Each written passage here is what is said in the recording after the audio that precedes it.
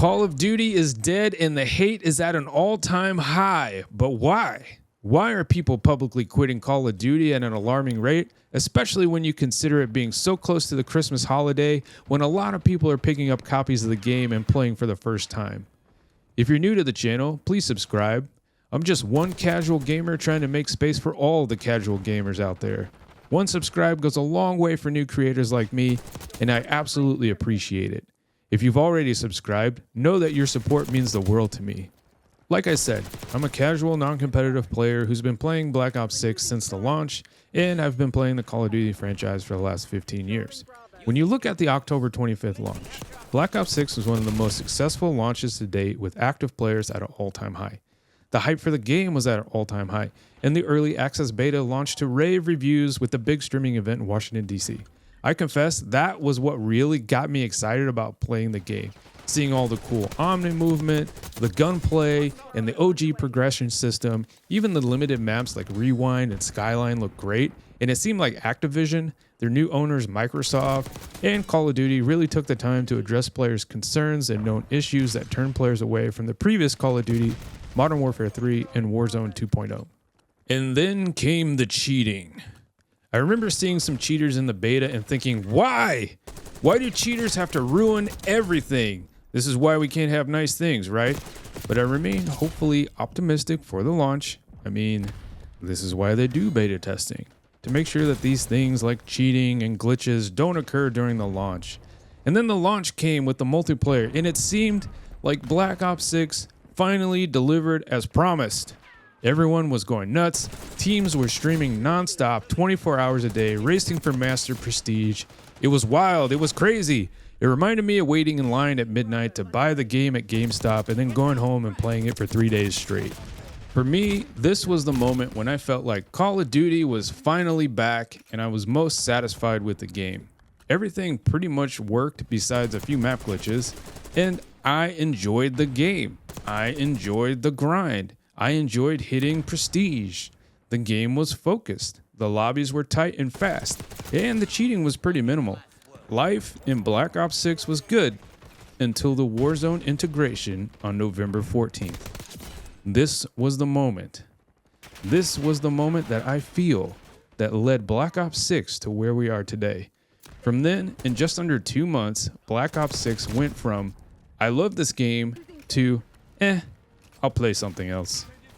I mean, the cheaters have completely destroyed Warzone and ranked play, and until Ricochet, Activision, Microsoft, Call of Duty, or whoever fixes these issues, I'll be playing something else, and I feel that's true for a lot of casual gamers like me.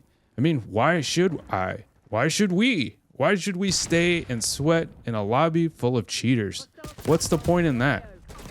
If I do play Black Ops 6, however, I'll be sticking to hardcore multiplayer. This is where I find that the true essence of Call of Duty still exists. The matches are slower, but actually having a strategy and playing as a team, I think makes the overall experience better. The faster time to kill for everyone evens out the playing field and keeps the cheaters and the sweat level down. I mean, I enjoy the matches. I feel like the matches are more meaningful. I feel like they're more meaningful because they are slowed down and are filled with strategy, which makes the moments more exciting and more memorable.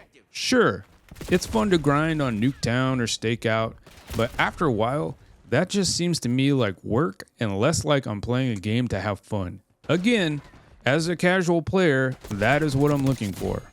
I want to jump on for a few hours when I come home and relax and have some fun. I don't want to be stressed in a maximum sweat lobby with a bunch of cheaters who are one-shot killing me through walls from the other side of the map. Just don't want to do it. I don't want to do that. Nobody wants that. Another reason players are dropping Call of Duty is the success of other games like Marvel Rivals, which honestly has been surprisingly awesome, Delta Force, and Armor Reforger, which recently released on PS5. I put some good time into Marvel Rivals, and I'm not going to lie, this game has been really fun. I'm enjoying learning how to play with all the different characters. It's light and arcade-like, it's fun and cartoony and full of action. The mechanics are great, it's competitive but not overwhelming, and it's a great change of pace from first-person shooters. The more I play it, the more I love it, and I can play for as long as I want. I don't feel exhausted when I'm done. On top of that, they just dropped the Fantastic Four characters, which is amazing considering how many characters there are to choose from already. By the way, I've got Marvel Rival videos coming soon, and I can't wait to share them with you.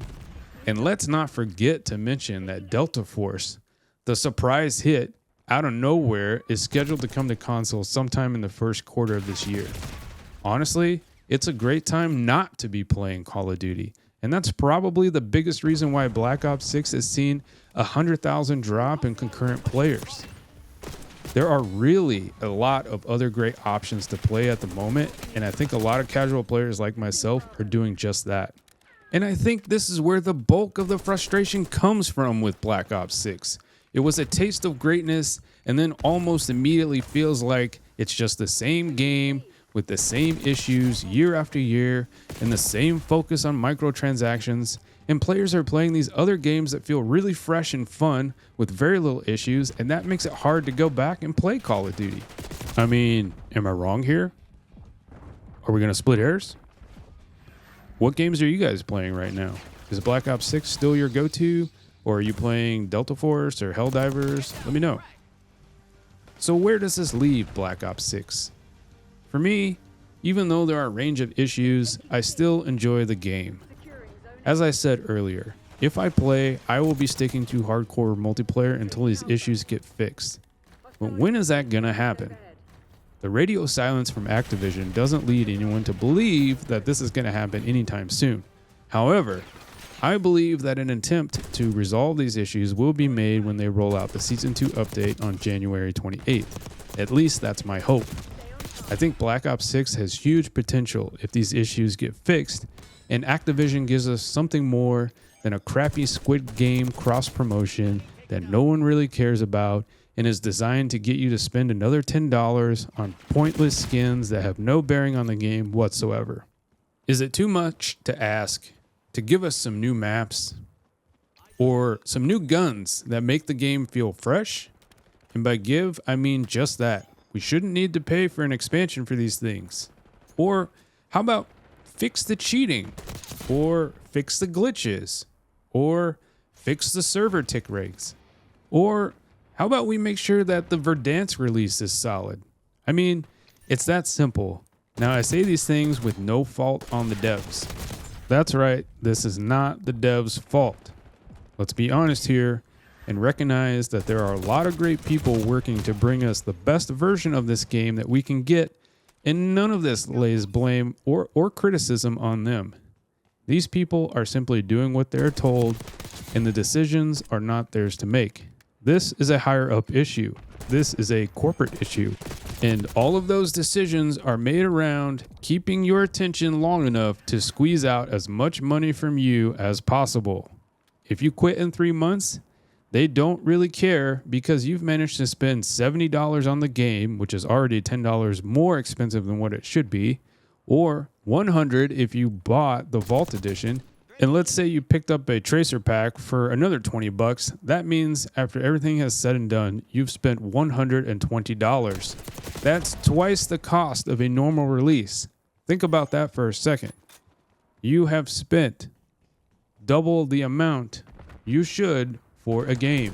Again, they have figured out how to get you to spend twice as much for one game.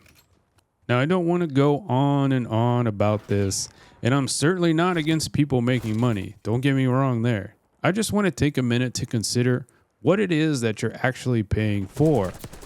Are you getting a AAA title that is flawless with no bugs, that has long-term playability and support, that is fun and exciting and provides an environment to hang out with your friends, that isn't trying to sell you something or promote some TV show every time you turn the game on?